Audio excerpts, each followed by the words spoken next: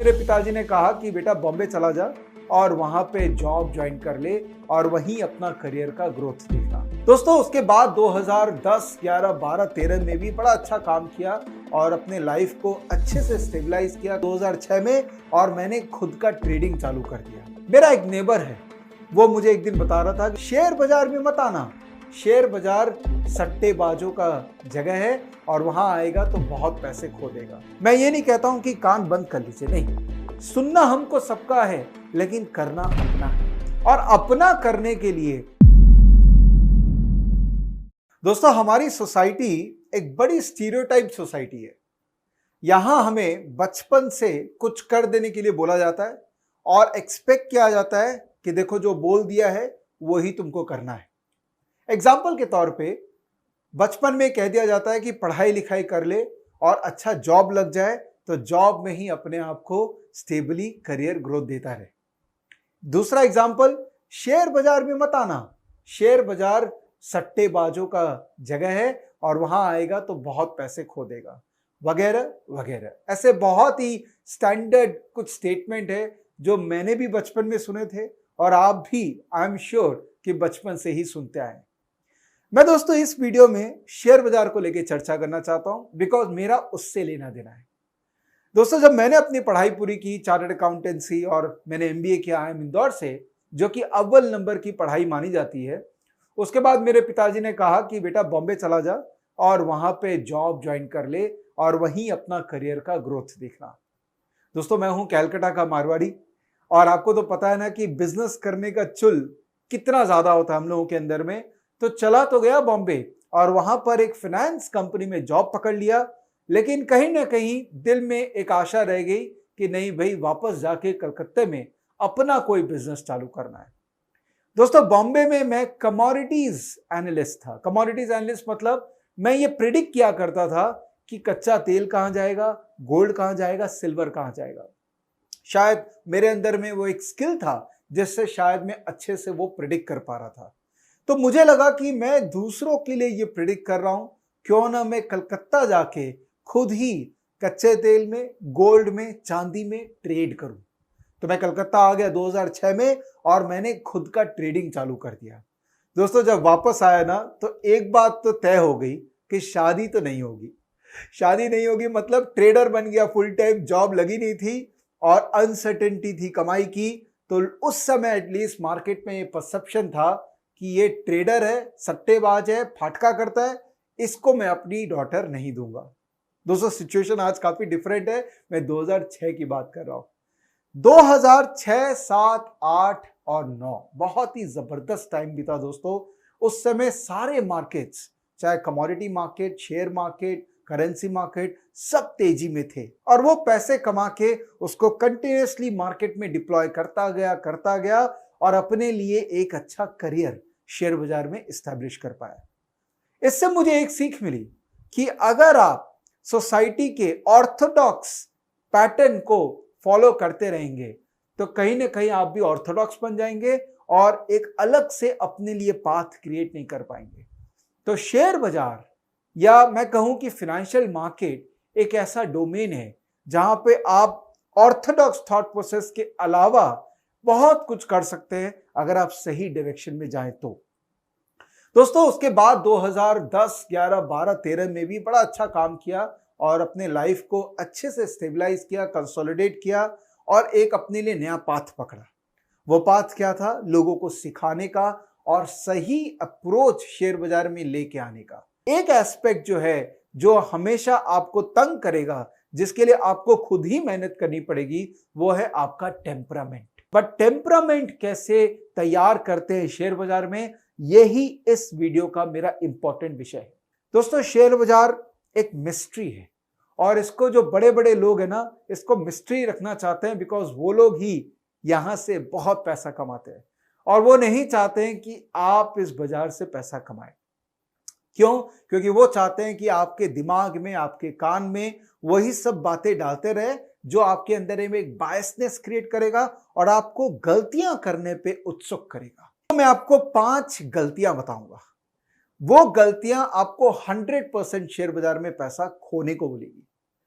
आपको तो कई लोग बताते होंगे कि ये 5 सही काम करो, इससे पैसे बनेंगे।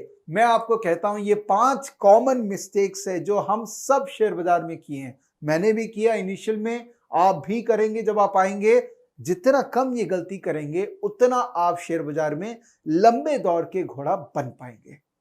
तो चलिए मैं आपको बताता हूं वो 5 गलतियां। सबसे पहली गलती जो सबको ही करते हैं वो है अपनी चादर से ज्यादा अपना पांव फैलाते हैं। इसका मतलब पॉकेट में है 50,000 रुपए जो मैं शेयर बाजार में डालना चाहता हूं, लेकिन इधर उधर से मैं और बोरो करके उसको 2 लाख रुपए बना देता हूं। तो अगर पैसे लगते हैं तो कितने लग गए? 2 लाख लग गए। इसका मतलब लास्ट में आपको देनदारी हो गई। अपने जीवन के अंदर में देनदारी सबसे बड़ा ब्लंडर है। अगर आप किसी भी फाइनेंशियल प्लानर या फाइनेंशियल एनालिस्ट से बात करेंगे तो वो आपको एक ही सजेशन देगा, लोन से दूर रहिए, क्योंकि लोन आपको एक जकड़ के रख देता है।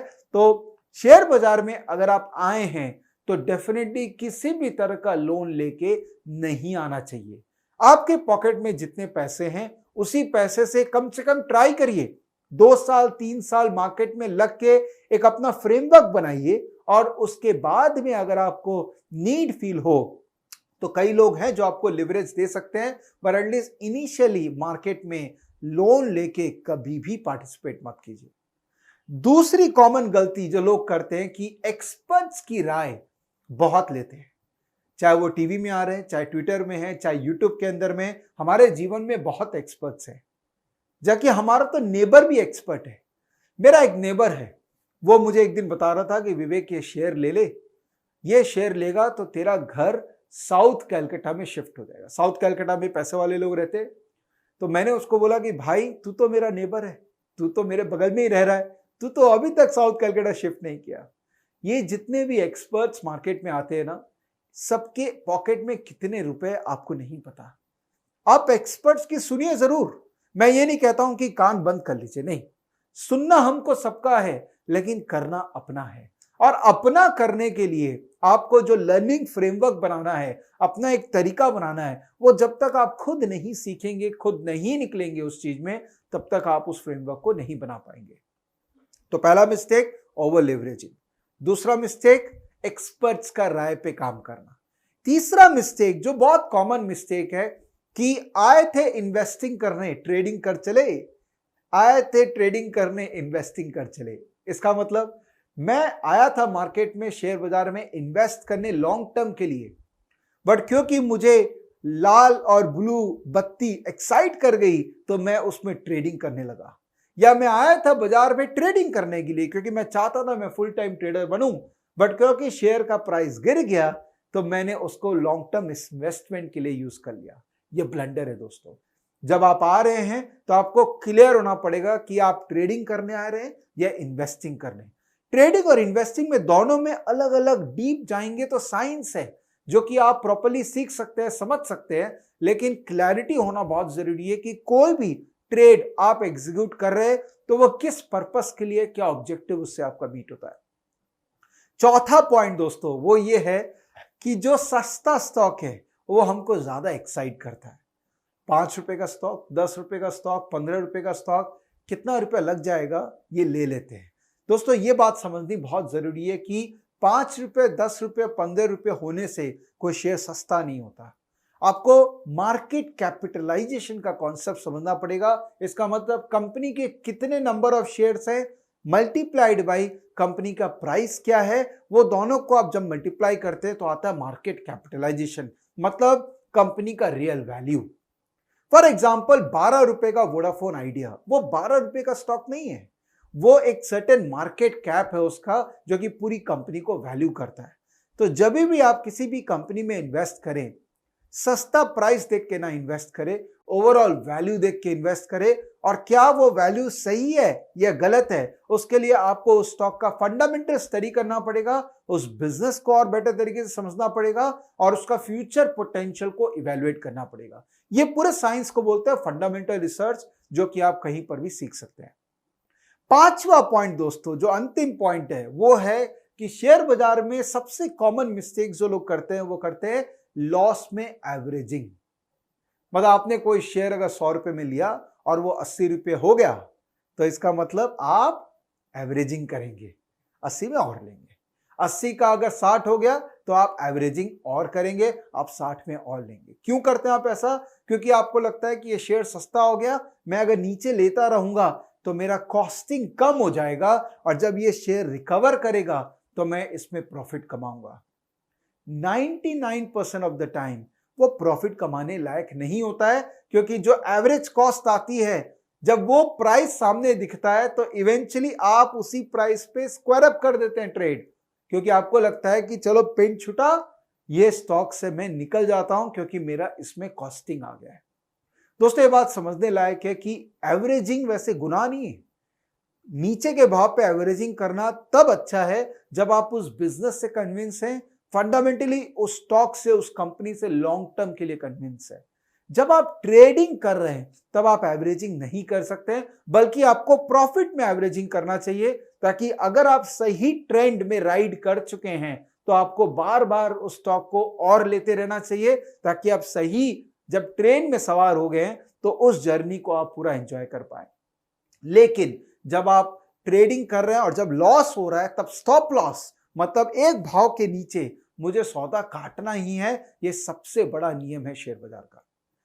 तो दोस्तों, ये 5 मिस्टेक्स, ओवर लिवरेज नहीं करना है, जितनी चादर उतना ही पांव फैलाना है। दूसरा, एक्सपर्ट्स की बात ब्लाइंडली नहीं फॉलो करना है, सुनेंगे सबकी, करेंगे अपनी। तीसरा, इन्वेस्टिंग वर्सेस ट्रेडिंग के बीच में डिफरेंस समझना बहुत जरूरी है, क्योंकि आप इन्वेस्ट करना है तो ट्रेड ना करें, अगर आप ट्रेड करना है तो इन्वेस्ट ना करें। चौथा, चीप स्टॉक्स, सस्ता शेयर, मतलब 10 रुपए, 5 रुपया, 20 रुपया, इस लेयर में मत फंसिए।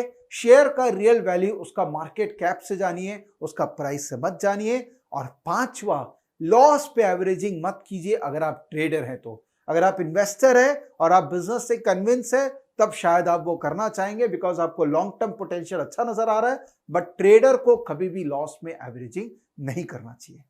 अपने जीवन में हम चालू करते हैं अपना जर्नी ये 5 मिस्टेक से, और मैं चाहता था ये 5 मिस्टेक आपको कम्युनिकेट कर दूं, ताकि आप इनमें से एक भी मिस्टेक ना करें और शेयर बाजार का अपना जर्नी को सुखद तरीके से